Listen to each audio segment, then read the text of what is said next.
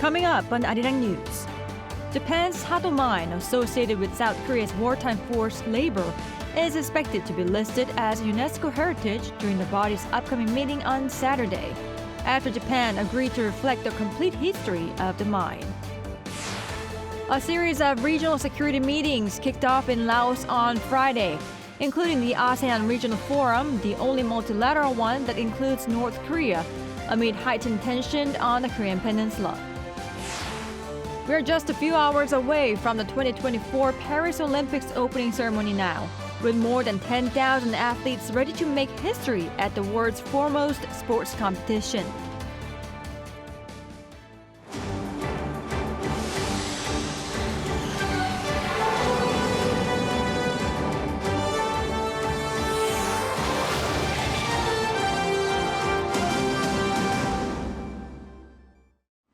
Welcome to the 9 p.m. edition of Arirang News. I'm Kim Bo-kyung. Japan's controversial former gold mine is expected to be listed as a UNESCO World Heritage Site, as Tokyo agrees to fully reflect its dark history as demanded by South Korea. Choi Min-jung begins our coverage. Japan's Sado gold mine is expected to be listed as a UNESCO World Heritage Site. South Korea's foreign ministry on Friday said the former gold mine linked to Korea's wartime forced labor may be included in the list during a relevant UNESCO meeting in New Delhi on Saturday. A ministry official said the two countries held negotiations in which Japan promised to reflect the mine's whole history. The official added that Tokyo has already taken substantial measures to keep the promise. Earlier on Friday, Japanese newspaper the Asahi Shimbun reported that an agreement is in place for Japan to exhibit the history and existence of Korean wartime laborers at the mine. For years, Japan has long been pushing to register the former gold mine as a World Heritage Site. But its bid has sparked immense protest from South Korea over the lack of historical context. South Korea accused Japan of intending to omit a part of its history involving more than 2,000 Koreans being forced into harsh labor during Japan's colonial rule of the peninsula from 1910 to 1945. Last month, an advisory body to a committee of UNESCO withheld the nomination, demanding additional documents. Though Seoul and Tokyo have reached a tentative agreement for now, an expert says South Korea must not forget the 2015 UNESCO listing of Japan's Gunam-do Island, where Koreans were forced into labor during the Japanese colonial period. Even back then, Japan vowed to inform the public that the island's history related to forced labor, but that promise has not been kept to this day. So continuous monitoring is necessary to ensure that the implementation of the Sado mine progresses smoothly. It also remains to be seen how much the forced labor aspect will be highlighted in the Japanese Sado mine exhibits. Choi Min-jung, Arirang News. The ASEAN's largest regional security meeting kicks off in Laos on Friday, amid increasing instability in the region and beyond. An Sung-jin provides the details. Amid heightened tensions on the peninsula, the ASEAN Regional Forum gathered top officials from ASEAN member nations, as well as the United States, China, Japan, and Russia. Both South and North Korea are participating as well. South Korea's Foreign Minister Cho Tae-yeol is attending the annual meeting with a focus on strengthening partnerships with Southeast Asian countries in response to North Korea's increasing military threats. This comes as North Korea and Russia increase military and economic cooperation through a recently signed treaty at the level of a military alliance. Seoul is also expected to deliver a message condemning North Korea's recent provocations, including the sending of trash balloons.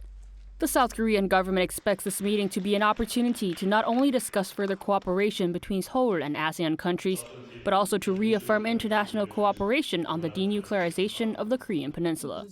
If these joint efforts are successful and ties between North Korea and Russia are restrained, this could put pressure on the regime. The ARF is the only multilateral forum that includes North Korea and is technically the only multilateral conference where both Seoul and Pyongyang participate. However, it is expected that North Korea's Foreign Minister Choi Sun-hee will not attend and that its ambassador to Laos, Ri Yong-chol, will take her place instead. Since 2019, North Korea has been sending an ambassador stationed in the host country of the ARF, or an ambassador to the ASEAN, as the chief representative instead of a foreign minister. Talks are set to take place on the increasing tensions on the peninsula, as well as conflicts surrounding the South China Sea and international security issues. An Sung-jin, Arirang News. South Korean Foreign Minister Cho Tae-il and his Chinese counterpart Yoko Kamikawa agreed to continue talks to boost bilateral ties, while sharing concerns over North Korea and Russia's deepening cooperation. The 50-minute talks between the two diplomats were held on the sidelines of a series of multilateral gatherings involving ASEAN and marked their first face-to-face meeting in 5 months since the G20 foreign ministerial meeting in February. While underlining the importance of maintaining and strengthening a free and open Indo-Pacific region, the two saw eye to eye on the need for the two countries to cooperate with each other. Seoul and Tokyo will also start preparations to mark the 60th anniversary of the normalization of bilateral relations next year. Staying in Laos, Minister Cho also met with his Chinese counterpart Wang Yi also on Friday on the sidelines of the ASEAN meeting. Sitting down for 40 minutes, the two discussed bilateral relations and the situation on the Korean Peninsula. In a statement, the South Korean Foreign Ministry said Cho expressed serious concerns about North Korea's ongoing provocations and its increasing military and economic cooperation with Russia. He urged China to play a constructive role amid the geopolitical situation. Wang reaffirmed China's consistent policy toward the peninsula and its commitment to a peaceful resolution. Meanwhile, U.S. authorities are hunting a North Korean hacker for targeting American health and defense institutions, offering a reward of up to $10 million. Kim Jong-sil reports. The U.S. State Department is offering a reward of up to $10 million for information leading to the identification or location of North Korean hacker Rim Jong-hyuk. A federal grand jury in Kansas City, Kansas, indicted Rim Jong-hyuk on 1 count of conspiracy and 1 count of conspiracy to commit money laundering. These criminal acts were allegedly perpetrated by a group known as Andariel, which is a component within the North Korean regime. Andariel was behind a 2022 malware attack aimed at stealing data from a South Korean defense subcontractor. On its official website on Thursday local time, the U.S. State Department said Andariel is controlled by the North Korean Military Intelligence Agency, which is in charge of the regime's malicious cyber activities and is also involved in its illicit arms trade. The U.S. government said Rim and others conspired to hack into the computer systems of U.S. hospitals and other healthcare providers, install ransomware, and extort ransoms. The malware encrypted 4 of the hospital's computer servers, affecting medical services and patient appointments, and putting at risk the healthcare needs of Kansas citizens. The U.S. State Department said a payment in virtual currency was made on behalf of the hospital and that the money was then withdrawn from an ATM in China. It said Rim and others used the ransom proceeds to launch attacks against defense and technology firms and other organizations to steal information. The U.S. Department of Justice has identified around 17 victims, including 2 U.S. Air Force bases and the U.S. Space Agency, NASA. Rim is currently believed to be in North Korea. Kim Jong-sil, Arirang News.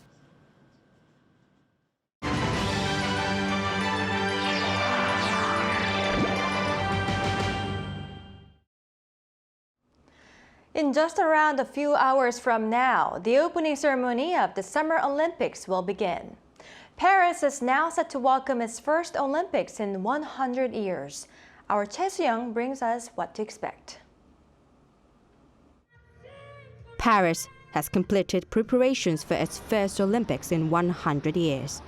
The 2024 Paris Summer Olympics will kick off a 17-day run with a grand opening ceremony featuring a water parade on the River Seine at 7:30 p.m. local time on Friday. About 10,500 athletes from 205 national Olympic committees will compete in 32 sports with a total of 329 events. The International Olympic Committee once again has allowed Russian athletes to participate only as individuals, not representing their country. This is the 4th consecutive time since the 2018 Winter Olympics in Pyeongchang. Paris has become the 2nd city after London in the United Kingdom to host the Summer Olympics for the 3rd time, following on from 1900 and 1924. French police have tightened security for a month, controlling traffic around the opening ceremony venues in Trocadero Palace and major arenas. The Paris Olympics slogan is Games Wide Open, emphasizing gender equality. The athlete ratio is exactly 50-50, achieving 100% gender equality. This is especially meaningful since the first female athletes competed in the 1900 Paris Olympics. Unlike the Tokyo Olympics, spectators will be allowed for the first time since the COVID-19 pandemic. The opening ceremony will be held outdoors and some events will take place at historic sites, such as the Palace of Versailles. The pictograms for this Olympics have also changed, focusing on the unique features of each sport rather than the dynamic movements of athletes. For Team Korea, this Olympics is significant as it did not participate in the previous two Paris Olympics. This time, Korea is sending 143 athletes to compete in 21 sports, the smallest team ever since the 1976 Montreal Olympics. The Korean Sport and Olympic Committee stated that the team is composed of the best athletes despite being the smallest in number, and they set up an overseas training base camp for the first time in 12 years. In Paris, the city of art and romance, the 33rd Summer Olympics will conclude on August 11th. Choi Soo-hyung, Arirang News. Team Korea's archers got off to a strong start at the Summer Olympics with a new mark in the women's individual competition. Lee Seung-jae has the details. For many years, South Korea has dominated in archery when it comes to the Summer Games. On Thursday at the Paris Olympics, the South Korean archers got off to a great start, garnering top ranking in all 5 archery events. Over on the men's individual ranking round, South Korea's Kim Woo-jin shot 686 points for the top ranking. However, over on the women's individual event, Im Si-hyun set a world record, scoring 694 out of a possible 720 points. Thursday's world record score shatters the previous record held by Kang Chae-young, who scored 692 points in 2019. Surprisingly, despite being a 3-time Asian Games gold medalist, the Paris Summer Games is Im's first Olympics ever. South Korean archers combined for the highest score during the individual ranking round, giving both the women's and men's team the top ranking, while the top finishes by Kim and Lim gave South Korea another top ranking in the mixed event. The South Korean archers are looking to win 3 or more gold medals in the 5 events. Meanwhile, the South Korean women's handball is off to a great start, beating Germany 23-22 in the opening match. South Korea overcame a 4-goal deficit to narrowly beat the Germans. They will face Slovenia on Sunday, with Norway, Sweden, and Denmark to follow. South Korea has not medaled in women's handball since winning the bronze at the 2008 Beijing Summer Games. Lee Seung-jae, Arirang News. While the Olympics is a major sports event, it's also an opportunity to experience and understand different cultures. This time around, there will be many opportunities to explore and enjoy K-culture. Our culture correspondent Song Yu-jin gives us a sneak peek. Paris has been transformed into a stage for one of the world's largest sports spectacles, the Olympics. But there's more to Paris this summer than just the Olympics. Known as the global capital of fashion and culture, Paris boasts a rich history that spans centuries. Living up to its reputation, visitors to Paris during the Games will get a taste of diverse cultures, including Korea's. Korean culture has gained immense popularity worldwide thanks to the Korean wave. We hope that Korean art and culture will flourish here in Paris, the city of art and the host of the Olympics. The Culture Ministry has already kicked off its Korea Season project in France, launching a wide range of cultural programs in May. South Korea aims to showcase both its traditional and contemporary culture to the world from the very start of Paris 2024. A major highlight of any Olympics is the national team uniforms worn at the opening and closing ceremonies. This is Team Korea's Paris 2024 Olympic uniform. A light-weighted belt setup designed by the Korean brand Mushinsa Standard. We heard that the weather in Paris is very hot, so we used a type of wool in our own cooling textile. We chose the color of bokjeong to highlight Korean traditional beauty. It represents the East and a dynamic, young energy. For the lining of the jacket, we used tomabekja, the blue and white porcelain patterns. The belt is a reinterpretation of a traditional belt called gov't. There are even more opportunities to experience Korean culture outside the Olympic venues. At the heart of Paris is Korea House, run by the Culture Ministry and the Korean Sports and Olympic Committee. This venue has been set up at the Olympic host city since Athens 2004, mostly hosting media events such as medalist press conferences. Due to COVID-19, the past two Olympics in Beijing and Tokyo did not have one. This time, Korea House is back, bigger and better. Even in the digital age, first-hand experiences are key to enjoying and consuming culture.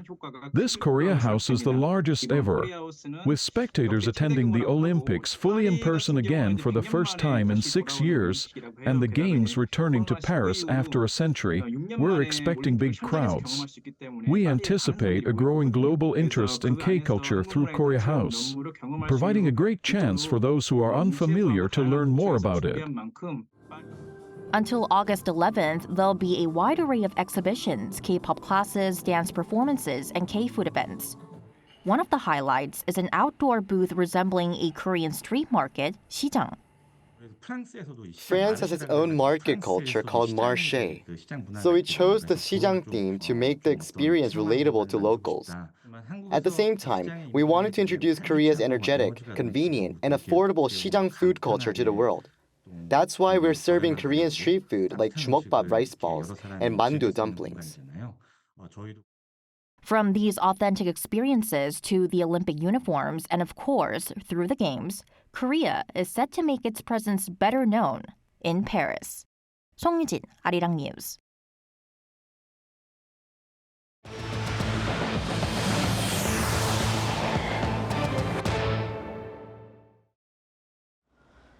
Former U.S. President Barack Obama endorsed Vice President Kamala Harris's presidential bid in a video released on Friday. Obama and his wife, former First Lady Michelle Obama, told Harris in a phone call that they couldn't be prouder to endorse her and stated their support for putting her in the Oval Office. Harris responded by sharing her gratitude and reinforcing their friendship. Obama's delayed endorsement had raised speculation that he was unhappy with Harris as a candidate. However, with the video released, it looks to further ensure Harris's position as the presidential candidate for the Democratic Party. The U.S. economy grew almost 3% on-year in the second quarter of this year, surpassing earlier estimates of slightly above 2% by analysts, on the back of greater consumer spending. Ian reports. The U.S. economy did better than expected in the second quarter. This was due to strong consumer spending, increased government spending, and a big increase in inventory. A U.S. Commerce Department report on Thursday showed an initial estimate of 2.8% growth at an annual rate from April to June. This is higher than the 2.1% growth rate that economists surveyed by Dow Jones had expected and follows a 1.4% increase in the first quarter of this year. Experts say that the data shows the U.S. economy is growing while inflation is easing. According to the report, one of the key factors that contributed to the increase in GDP is consumer spending. In the second quarter, consumer spending increased by an annualized rate of 2.3%, driven by more spending on goods and services. Government spending also contributed to the economic growth, with federal spending up 3.9%. Meanwhile, private inventory investment grew mainly from wholesale and retail trade. In non-residential fixed investment, spending on equipment and intellectual property went up, but this was partly balanced out by a drop in spending on buildings. On the downside, imports, which pulled down GDP, jumped 6.9%, the biggest increase since the first quarter of 2022. At the same time, exports only rose by 2%. The faster-than-expected growth in the second quarter has led experts to have a more positive outlook for the U.S. economy in the second half of the year. Ian Hee, Arirang News. North Korea's economy is predicted to have grown last year for the first time in 4 years, mainly due to increased trade with China and eased COVID-19 restrictions. Estimates released by the Bank of Korea on Friday show the North's real gross domestic product exceeded $23 billion in 2023, up 3.1% on year. The BOK said the regime's economy has contracted over the years since 2020 until it went back up last year. By industry, manufacturing and construction saw on-year rises of more than 5%. The North's gross national income per person was nearly $1,150, 1/30 of that of South Korea. South Korea's Kia Motors hit a record figure for its sales and operating profit for the second quarter this year. The company's operating profit saw a year-on-year increase of more than 7% compared to the same quarter last year, reaching 3.6 trillion won or $2.6 billion. Its sales also rose by 5%. Company officials attributed this to sales centered on high-profit vehicles, a stellar performance in advanced markets such as the U.S., and a decrease in production costs due to falling raw material prices. Following a prolonged debate, the National Assembly voted today to pass a controversial bill that calls for a revision to the act that established the Korea Communications Commission. Another filibuster is currently taking place, this time on an amendment to the Broadcasting Act. Our political correspondent, Sinayang, has the latest. After a parliamentary vote ended a ruling party-led filibuster, the National Assembly passed an opposition-led proposal calling for a revision to the Act on the Establishment of the Korea Communications Commission. The bill requires 4 members of the governing body of the KCC instead of the current 2 to pass a resolution. It passed with 183 votes in favor amid a walkout by the ruling People Power Party. The vote followed a day-long debate initiated by the PPP on Thursday after the main opposition Democratic Party tabled the bill. Under the National Assembly Act, a filibuster on each bill can be halted after 24 hours if at least 3/5 of the parliament agree to do so. The PPP opposes the bill, saying that it would increase the presence of progressive figures on the Public Broadcasters Board, while the DP argued the bill was necessary to normalize broadcasting. Right after the vote, the DP tabled another revision bill, this time regarding the Broadcasting Act, aiming to reducing state influence over public broadcasters. This prompted the PPP to launch another filibuster in protest. Meanwhile, earlier on Friday, President Yoon Suk-yeol accepted the resignation of the acting chief of the KCC, Lee Sang-in, just before a National Assembly vote on his impeachment. The DP's decision to introduce the impeachment motion is seen as a way to block the KCC from influencing the appointment of the Public Broadcasters Board members. The presidential office expressed deep regret over the opposition party's actions, accusing it of trying to weaken the KCC, which oversees broadcasting as well as IT and communications policies. With Lee's resignation, the KCC now has no standing members. 신하영, Arirang News. BTS member Jimin's Who, the lead track from his second solo album, topped Spotify's daily top song global chart for 2 consecutive days, namely July 23rd and 24th. Who debuted on Spotify's chart at number 3 on July 19th and climbed to the top in 5 days, according to his agency, Big Hit Music. Only Jimin and Jungkook from BTS have topped the chart so far as K-pop solo artists. Meanwhile, all 4 members of the K-pop girl group Blackpink are to reunite, celebrating a concert film release and the 8th anniversary of their debut. They will attend the event for the film Blackpink World Tour in cinemas on August 9th at Times Square, Seoul. This will be their first get-together in around 11 months since their World Tour finale in September last year.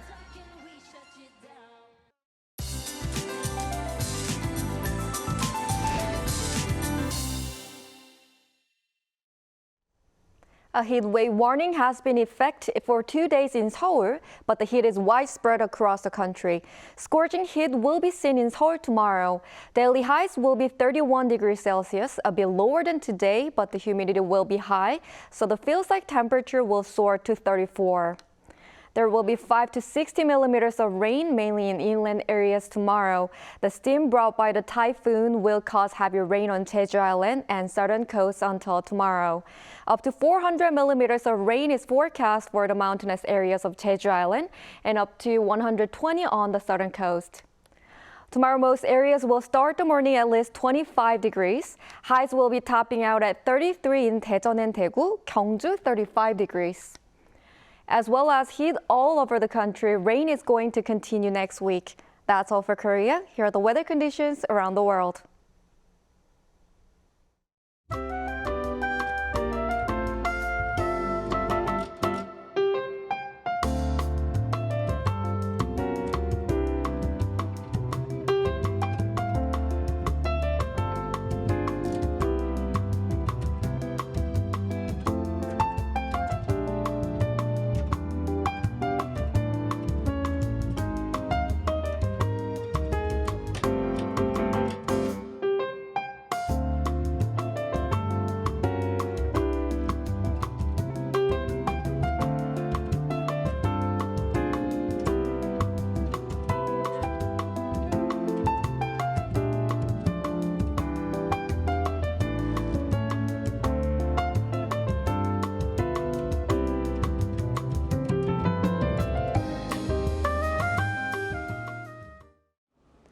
That's all we have for today. Thank you for watching. Arirang News will be back on Monday, 9 a.m. Korea time.